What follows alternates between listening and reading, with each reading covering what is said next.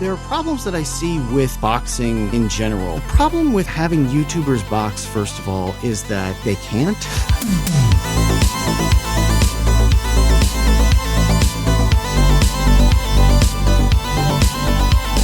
Boxing as a business has been in dramatic decline in my lifetime. Really, in my parents' lifetime.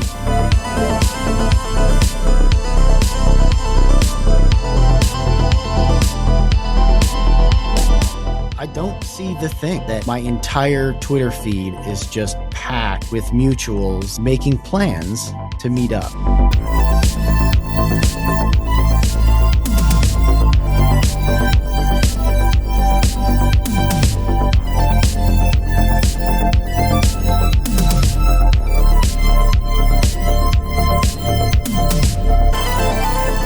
Someone is going to create some kind of event that's going to be massively, massively popular surrounding the YouTuber community, and I can see it in my mind.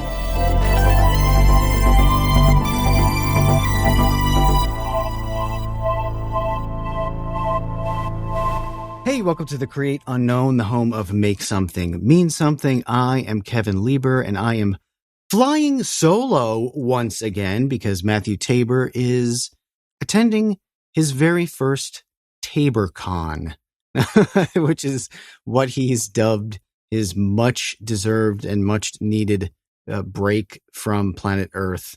So he is trying to avoid computers at all costs right now.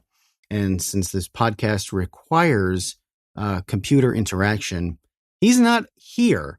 So I'm by myself. You're stuck with me once again. And the topic is Creator Clash. Creator Clash, which, if you're not familiar with that, is a boxing event that is headlined by YouTubers. I guess you would say influencers, because I think that particularly this year, it seemed like it was kind of Twitch heavy, streamer heavy, in regards to its participants. But the idea is very basic. You take some YouTubers, some indoorsmen who are used to sitting on a computer all day and playing video games and making YouTube videos, and you put them in a boxing ring and see who could beat the crap out of the other one. This is this year's the third event. I think they took last year off and maybe the year before. I don't remember exactly, but there's been a lot of controversy around this third installment because the creators of Creator Clash, Ian and his wife Anissa, have actually stepped away from it. So, they were the faces. They started this event, and now they're no longer a part of it at all, just due to various controversies that they've been embroiled in online. So I'm not really sure what's going to happen with this event now that they're not a part of it anymore. It seems to me that it will be difficult to continue, but from what I understand, there's some company that I think is owned by Egoraptor, if I read that correctly, who's managing it. So I imagine that they're going to still try to put it on, but a couple of the boxers, the participants, have bailed from it. They're not even going to fight anymore. So now they have to replace them. I don't know. I don't really know where it's going. But the idea of a event for YouTubers, like a live event for YouTubers that you can stream and, pay to watch, like a pay-per-view sort of thing, and also serve as like a gathering point for fans and for other creators to, go to an event exclusively celebrating YouTubers. Like, that idea is fantastic. And I think that it's still a wide open market. Like, I think that this is an unserved and untapped resource that somebody's going to figure out. And I don't think it's been figured out yet. So Creator Clash was pretty successful as far as I understand. Certainly the first event. I know the second event ended up having trouble. And now, they lost a bunch of money on it. Remember, Ian made a video where they had lost, I think, $200,000 or $250,000, something like that. And now this third one is just really ravaged by all kinds of negativity. But there are problems that I see with boxing in general, first of all, when it comes to an event like this. So I'm a huge fan of combat sports, not really boxing, mostly just MMA, and mostly in the MMA sphere, UFC. Although I have watched a PFL, which is a pretty good league. The problem with having YouTubers box, first of all, is that they can't. So like boxing is obviously a difficult sport to begin with. You have to be in very good shape. You have to know how to throw a punch. You have to know how to avoid incoming punches. Boxers train their whole lives in order to become great boxers. And the YouTubers who agreed to box, I know, had to train for, I think, at least 10 months. I can't recall the exact details of what they were obligated to do. I don't know if it's a year or if it was 10 months, but like part of the agreement to sign up to be in the event, to be a boxer, was that you had to go to training. And I think that was part of like the initial deal. When you sign the contract, is like, okay, now you're going to train at this boxing gym or whatever with an actual coach, so that you know what you're doing, or at least you have some semblance of an idea of what you're doing once you actually get to the event and get in the ring. I don't know if I've mentioned this before, but Ian actually asked me years ago to do Creator Clash. He asked me to box, and I don't know if he was serious or joking or a little bit of both. But I said no right away, simply because, well, actually for a few reasons. One is that I am not athletically talented. I learned that at a young age when I was obsessed, particularly with basketball. And I practice playing basketball for hours every single day. And despite all of my passion and hard work and dedication and, and training, I was awful at it. Like I just was too slow and could barely jump, and, wasn't great at dribbling or shooting or, like the basketball stuff. And meanwhile, playing with other kids who obviously were naturally athletically talented, and they could just run circles around me. There was no hope. There was no hope. No matter how much I tried, it's just not in my genes. I'm not genetically an athlete. So boxing, for me, it just wouldn't go well. Even if I did train for a year, I would just get to a point of being bad. I would go from being like horrendous to being really bad. I think that would be the scope of my training and where I would end up with it. And it's also, from what I understand, like a pretty big time commitment, because now you're having to go, I don't know how many days a week, and I don't know how long the training sessions are, but, it's obviously something you have to consistently do and bake into your schedule to go train for boxing 3 days a week, or even if it was once a week. It's a lot to ask of anyone to do that for one event when it's not something that they're doing anyway. And now, you're adding that into your schedule. So I think it's a tough thing to ask any YouTuber to box. Now, obviously they were able to get a dozen, or I don't know how many people are on the card. Let's call it 20. Maybe there's 20 people on the card.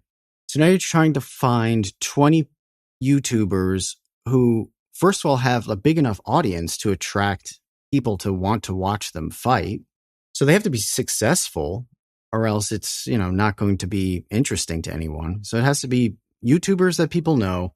And obviously they're going to be busy if they're successful. The streamers, really all YouTubers, they work all the time.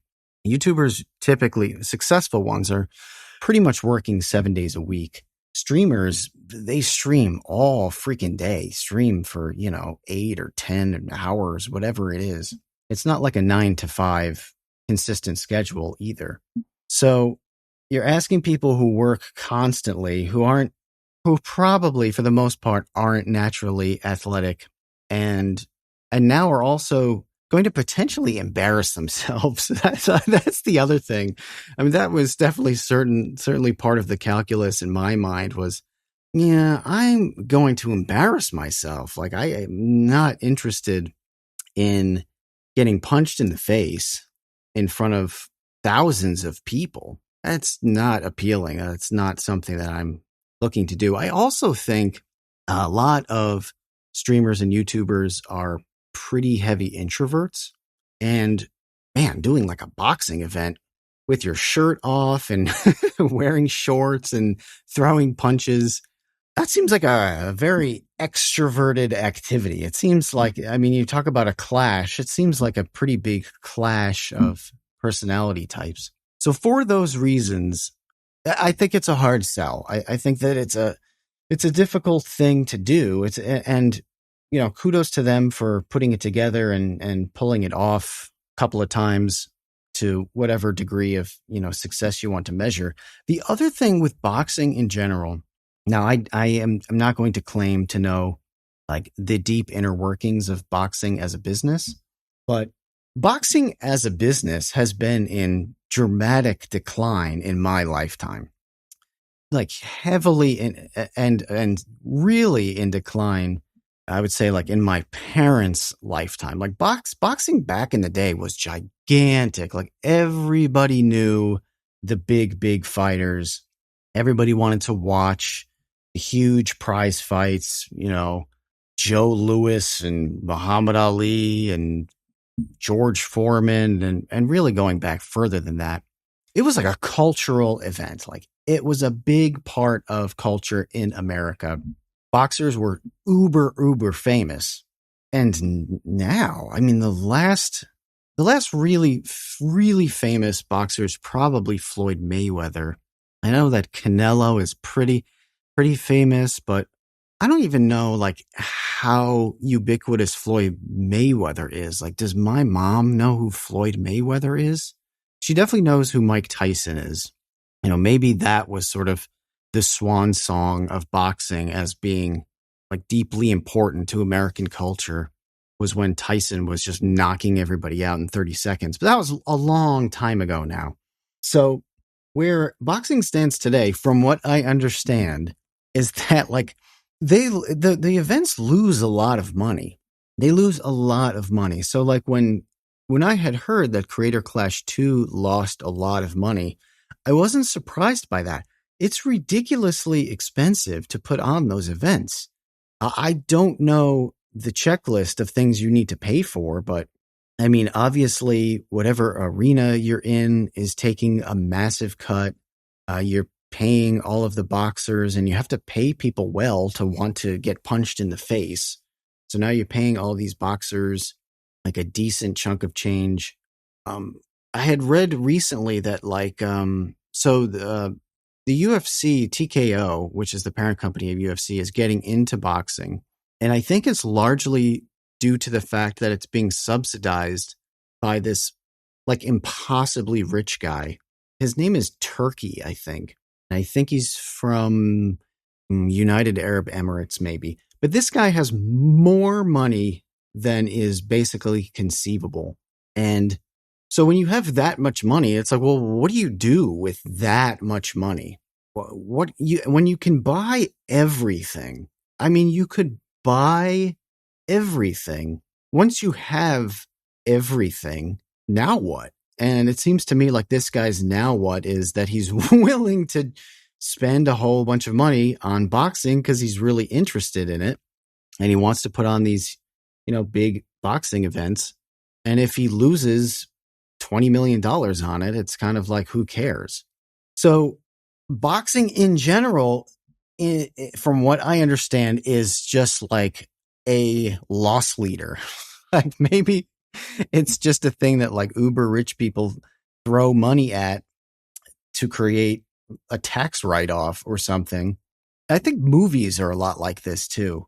There are so many movie or like production companies that you look at the films that they're making and you've never heard of any of them. I mean, any of them. And you think to yourself, oh, who's paying for this? And why are they paying for this? Who's making all of these movies that no one is watching? And there's no way they're turning a profit on. And I think the answer is people with tons of money, and they have a hobby, and they can use the write-off as a business. Oh yeah, oops, we just lost another $12 million this year. Guess I'll use that as write-off and avoid paying taxes on that $12 million. My point is overall that I love the idea of having some kind of big YouTuber live event every year. VidCon was like that years ago, as far as being a thing that a lot of fans went to and a lot of creators went to, and it was really fun. And, people would rent houses together and, spend the weekend all hanging out and meeting up, and because everybody knows each other online, and there's not really a catalyst for getting together in real life, for getting together in person. Like you just really kind of like need an excuse for that. You need a reason for everyone to get on airplanes and fly to Anaheim or fly to Tampa Bay or whatever it is to be together. VidCon had gotten really, really weird. Really ever since COVID. Obviously it was canceled for 2 years, I think, because of COVID. But even the year that it came back, oh my gosh, was it like very, very strange for a lot of different reasons. By that point, TikTok was really, really, really popular and successful. So a lot of the people who were at VidCon were TikTok influencers, and the relationship between fans and TikTokers, I think, is very different. This is just my personal theory. But my personal theory is that I think that there's just like less of a dedicated relationship between TikTok creators and their audience because of the nature of TikTok being much more disposable and ephemeral in a lot of ways, where, you're not choosing, you can choose to curate your feed to some degree, but, not really. That's not really the point of the app. Really, the point of the app is to open it up and be, constantly bombarded by videos that the algorithm thinks that you'll like, much less so than going to YouTube and choosing the people that you like and you like to follow and get excited when they have a new upload. So I think the nature of how the platforms work, since they're so different, also creates a difference in the relationship between the people making the content and the people watching it. That aside is to say that VidCon got weird. It got weird. It was just much less exciting. It was much less like droves of fans excited to see people. And the industry part of it changed a lot too. Like, I think that early on, there were a lot of heavy hitters who sponsored that event, really looking to get some sort of ROI out of it. And I don't think that they did. So they kind of stopped going. They stopped spending the money on it. And then what you're left with are all of these kind of weird startups that see it as an opportunity to kind of get their foot in the door in front of influencers. Anyway, that's a bit of a VidCon tangent. My point is that and this also could just be me getting old. Like, let's be totally honest. Let's be 100% conscientious of the fact that it might just me being aged out of that event. But the point is, whether I was aged out or the event itself is diminished as far as its excitement, it's just not a thing really anymore. I don't see people talking about it the way that they used to.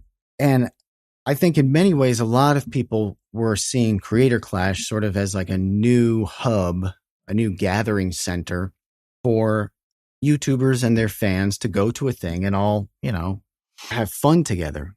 It doesn't seem like that's going to work for a lot of reasons. So what will work? That's kind of what I've been ruminating on, is like, what will work? what is an event that people would flock to and be excited about, and also be excited to stream and watch online? Like, what is a thing? And I think that there will be a thing. Like, there has to be a thing. There's no doubt in my mind that someone is going to figure this out. Someone is going to create some kind of event that's going to be massively, massively popular. So, like, surrounding the YouTuber community and streaming communities that people are going to be excited for, and they're going to, book Airbnbs and stuff a year in advance, and tons of people are going to watch live streamed and talk about, and there'll just be lots of buzz about it. Like, I can see it in my mind. There's just no way that this isn't going to be a thing. But right now, today, it doesn't exist. It's not a thing right now. And with how, like, I don't know if you know this, but like, live events are more popular than ever. So many of like the sporting teams, so many like live sports concerts are doing exceptionally well. I remember reading a thing about how like the NBA has been in serious decline for, I don't know, at least 5 years, maybe more like 10, as far as people watching it on TV. Like, the TV ratings on the NBA have been going down, down, down, down, down ever since, I don't know, let's say 2018, something like that. But I think that the live attendance has like never been better. I could be wrong about this, but I recall reading something about it like last year or the year before, that the live attendance and like the ticket prices, like all of the things involved with going to a game is outrageously popular and successful. I mean, I do know that is the case with UFC, where the UFC live events, the ticket prices are insane to go to one of those. Crazy, crazy, crazy expensive. Oh, Dan the Latch in the Discord is saying it's the same case with Major League Baseball. Yeah, and ticket prices for NFL games too, I know, are nuts, because I remember when I was in college, we got quarter season tickets to the Bills games for like a few $100. I mean, I think it was 4 games.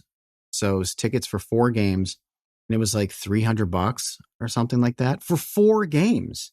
Now it's like $300 for 1 game. It is way more expensive. In like 2009, maybe, I remember getting, was it season tickets or quarter season tickets? I don't remember, but I got tickets to the Trailblazers in Portland. And the tickets were like $11 or something like that. Maybe they were like $17. It was like ridiculously cheap to go to a Trailblazers game. Now you would spend $17 on like a hot dog at one of those games. Like, it is just so much more expensive. Why is it so much more expensive? Because more people want to go. Like, it was cheap because the market said it was cheap. It's a basic supply and demand issue. Like, if barely anybody wants to go, then you say, all right, will you go for $11? And then me with my chicken wing job, I could afford $11. Like, yeah, I'll go for $11. Sure. No problem. Now I bet those $11 seats are probably like $50 now. So going to like live things is just a huge, huge business. Like, people want to leave the house and they want to go see something. I mean, probably just in response to everything else being on screens all day. I mean, everybody's staring at their phone all day, or their computer, or their TV.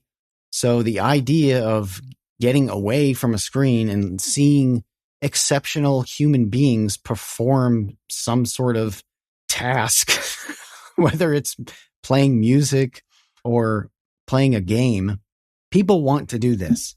So the market is there for people wanting to do this with YouTubers. But I don't know what the event is. Years ago, everybody thought that esports was going to be this thing. I remember talking to Matt had some connection with some casino in Las Vegas that opened up this ridiculous esports arena. It was a whole arena just for putting on esports events, thinking that this was going to be the next huge cash cow, that they were going to fill this arena to watch competitive Street Fighter matches or whatever it is. I doubt that thing's even still open. If I remembered what it was called, I would look it up. But I never hear anybody talking about going to esports events. Is that a thing? Am I just out of that loop? Am I out of that world? Is that a thing that people are going to, and I'm just not connected to the people who are? I don't know. But aside from kind of a handful of probably the big Smash Brothers tournaments or whatever it is, it doesn't seem to me like it's this more ubiquitous thing where, casinos around the country have regular esports events that people are flocking to. Here is my guess. Are you ready for my guess about what's going to happen with this live event idea? My guess is the most obvious one. And I think that the most obvious thing with anything is really where you should start with it. The most obvious thing to me, and I don't know why he hasn't done it yet, is MrBeast putting on some kind of annual Beast Games live event. How is that not a thing already?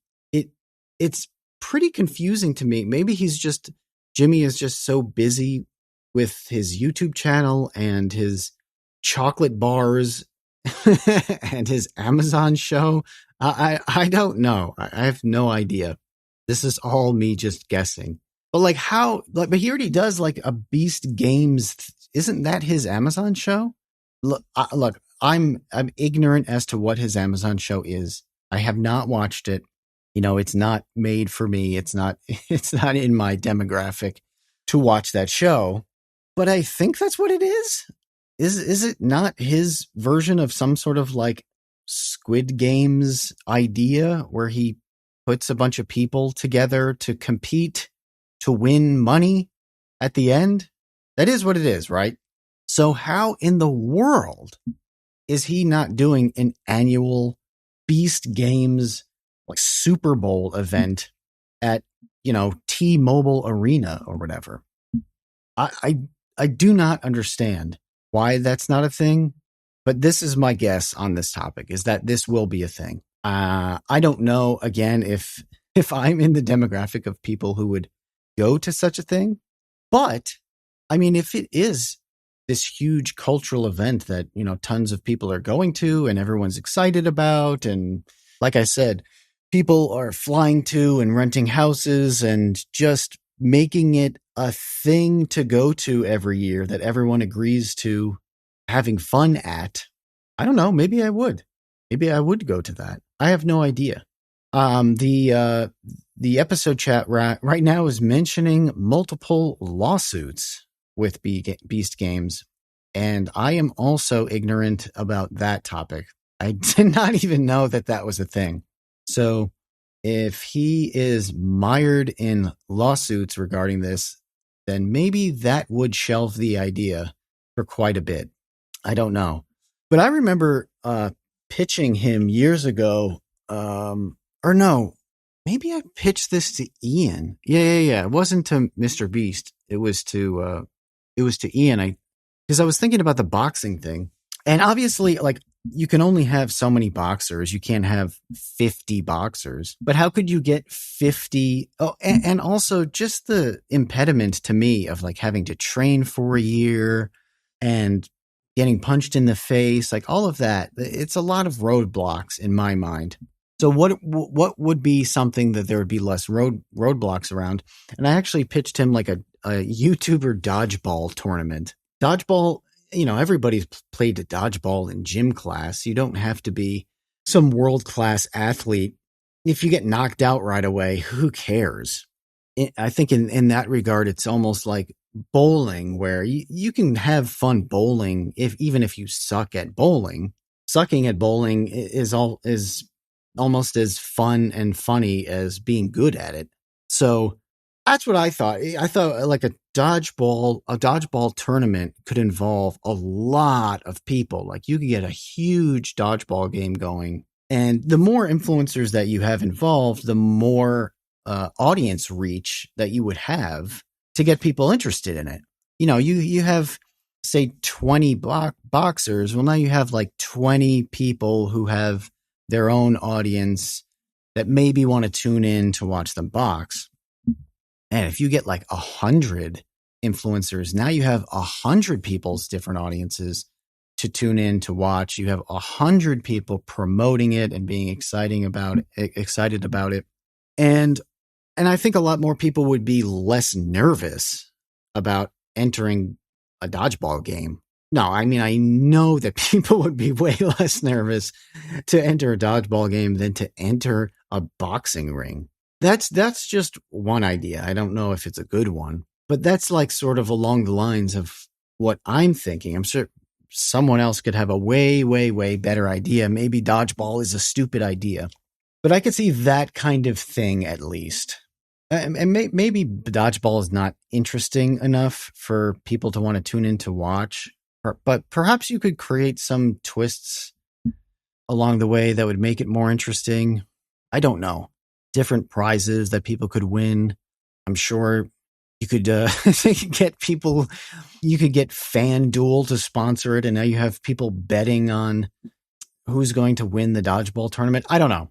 But something like that, I could see happening. I'm not going to do it. I'm just throwing this out as a thought experiment, throwing this out into the universe, and also selfishly throwing this out. So when this does happen, I could say, you heard it here first. Well, I'm sure I'm not the first person to have this idea or to talk about it. But with all of the sort of negativity surrounding Creator Clash, I've just been thinking a lot about what would people rally around? What would they be excited about? Like, who needs to be the face of it in order for a lot of people to be comfortable with supporting it? That's probably a pretty big part of the equation as well. I mean, MrBeast is just such an obvious choice because his audience is so absurdly massive that even if you got a fraction of his fans interested in it, then it's probably going to be successful. But certainly someone else could do it. I mean, iDubbbz doesn't have 100 million subscribers, and a lot of people really loved the idea. That a lot of people really were excited about celebrity online celebrity boxing. But I don't know. I don't, a bowling tournament, that probably wouldn't work. I can't even really think. Maybe this is part of the problem. I think dodgeball is my only idea for this. There has to be another. Maybe you could do like a pickleball would probably be boring. Some kind of, MTV used to do like a celebrity softball game and a celebrity basketball game, but you couldn't have that many people involved in it. Yes, Dan the Latch suggests kickball. I like the kickball suggestion. Kickball is pretty good. That's a really easy game that anyone can play, and it's certainly more interesting to watch than dodgeball, since dodgeball, you're just throwing a ball back and forth, whereas kickball, you have a score and you have teams. That's fun. So maybe it could be a YouTuber kickball tournament, or maybe it's a mix. It's a mix of a bunch of stuff. It's a mix of a whole bunch of different games, which is probably what the MrBeast games things. I probably should have done a little bit, like a modicum of research of what the actual Beast games entail, but I have actually literally no idea what they do. But obviously, he's developed some sort of competitions for these YouTubers to be involved in that people are interested in watching. A trivia contest with YouTube's brightest minds. That could be fun too. A celebrity Jeopardy kind of thing where you have Vsauce versus Veritasium versus Smarter Every Day. Who is actually the smartest person on YouTube? I don't know. But the conclusion I have for you is this is going to happen. Someone is going to do this. I think that it's just such an obvious win. It's like people are begging for this thing, even if they don't know it. Like, even if people aren't also consciously thinking, oh boy, I wish there was some sort of Super Bowl for YouTubers every year, even if they aren't thinking that. I think if somebody created that, they would be into it. They would be excited for it.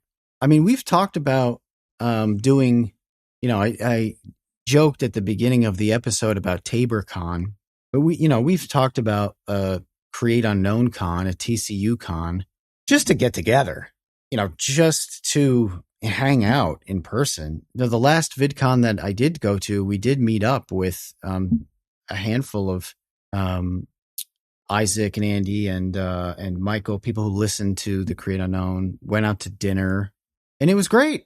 It was really nice just to see human beings who you talk to on the internet and whose avatar you just stare at and whose typed words on a screen you read. And that's the extent of your relationship. It's really nice to just say hello in person and grab a meal or grab a beer or whatever it is that you want to do. Go do an escape room together. I don't know. It's a good human experience. And right now, aside from like niche interests where people do go to conventions for their like video game conventions like PAX, and a lot of people meet up at those types of things, and like the comic cons sort of things of the world. But there's just not an obvious focal point for what I'm talking about. At one point, I do think that VidCon was that. At this point, I do not think that it is. There were other things like that I don't even know if they exist anymore. I can't even really remember their names, but there were over the years different YouTuber conventions other than VidCon. I don't think I ever went to any of them. And I don't see anybody talking about them anymore. I never see people, and this is what I think is missing, is I don't see the thing that everyone is excited about going to. That my entire Twitter feed is just packed with mutuals making plans to meet up. It's gone. It doesn't exist right now. It will at some point. I don't know who's going to do it, and I don't know what it is, but it's a no-brainer. And I would love to hear some comments. I would love to hear what you think. Have you gone to any of these events? Did you go to any of the creator clashes? Did you go to VidCon? Did you go to Tube Fest or whatever the other ones were? I can't even remember anymore. Did you stop going? Do you want to go again? And the big question is, what do you want to go to? What do you think it should be? Open source is a thing for kind of like the maker side of YouTube that is quite popular and very successful. And that is William Osman's event that I think is in the Bay Area. I think it's in San Francisco, in or around San Francisco. And that event is really for, like the engineering types, your William Osmans and the Alan Pans of the world. And I have not been to that, but I have heard it's really, really cool. So you have these niche events that focus on like a particular community, but what's the mass appeal event? What's the general masses appeal tuber event? I don't know. You tell me what you think, and I will tell you that it's coming. Be ready. Put aside, save some points on a credit card, or sock some cash away for a plane ticket, because someday someone will figure this out, and I think it will be really popular and successful. So anyway, that's it for me this week. What have I been doing otherwise? I've gotten back into writing for Sleep Warrior. Definitely look for my Sleep Warrior socials, Twitter. Well, I have a Sleep Warrior on Facebook, but it's Facebook, so I don't really use that. But follow the Instagram account for Sleep Warrior and follow the Twitter account for Sleep Warrior. And thank you to all the patrons for listening. Yeah, Facebook is for the boomers. And I don't think we have any boomers who listen to this podcast. If you want to become a patron and support this podcast, go to patreon.com/thecreateunknown. I'm out for now. Until next time, we will see you, Space Cowboys. All right, after the podcast, we had some ideas. I just want to throw them out real quick. One is like Double Dare style games. You don't remember Double Dare? That was a game show on Nickelodeon where teams would answer some questions and then you would do these physical challenges, and they had these really elaborate, like silly games that you would play where you would try to like fill a bucket on your head with slime up to a certain line. So we can add a Double Dare style game to our idea. We can also add like an eating contest, like a hot dog eating contest, pie eating contest, maybe Hot Ones sponsors like a hot wing eating contest. That's definitely part of our YouTuber Super Bowl idea. Another one could be like a Family Feud style game, or maybe you have like a couple of different factions against each other and just play Family Feud. That's a good idea. Twister was suggested in the Discord. A Twister Twister is a game where you call different colors and you have to put your body parts on those colors. But it was suggested that there would be condiments on the colors. So, you have to put your hand in mustard or something. That's another good idea. We'll get a Twister game going. And then finally, there was a suggestion of just kind of like elementary school style field day games that could work as well. So this is the addendum to the podcast with some actual concrete ideas. We got Family Feud, we got Double Dare, we have a food eating contest, and maybe some like general field day games. So whoever is listening and wants to get some sponsors together, those ideas are free for you to use. So use them wisely. Okay, I'm going to actually leave now. Bye. Thanks for listening to The Create Unknown. We make this show with the support of our patrons. 100% of that goes directly to keeping episodes going every week. And the recent support has been amazing. Sidpoke, NRM, Venture Addicts, Weezer Good, you all really do make this show happen. Thank you to the Tots and the Dumpster crew, old and new, who save tiny little lives every month. And thank you to our grizzled, battle-hardened child infantry. Clemente de los Santos, Dan the Latch, Demetrius Andrews, Erica, Ferry-kun, Jen Mafasanti, Kevin Menard, Mikhail Steinke, Monahim, Natsu, Penny Piddler, Ryan Steer, Ryan Kinder, Samuel Manser, Sean S., Sean Malone, and Tom Videover. And a tremendous shout-out to our elite baby gang commanders. Atrocious Scuff, Kat, Dojangles, Graham Robertson, James Gallagher, Jeff Davis, Orange Vanilla Coke, Patrick Pister, TCU's personal pilot, Andy, Ryan Carroll, Baseweight Vinthos, Yeetus Delitus, Jonas Walter, Nathan Robinson, and of course, Trev Stead. You are the elite.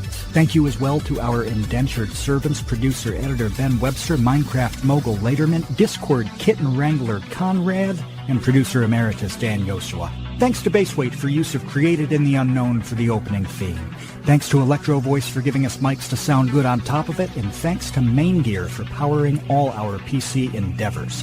The Create Unknown is an Unknown Media production in partnership with Studio 71.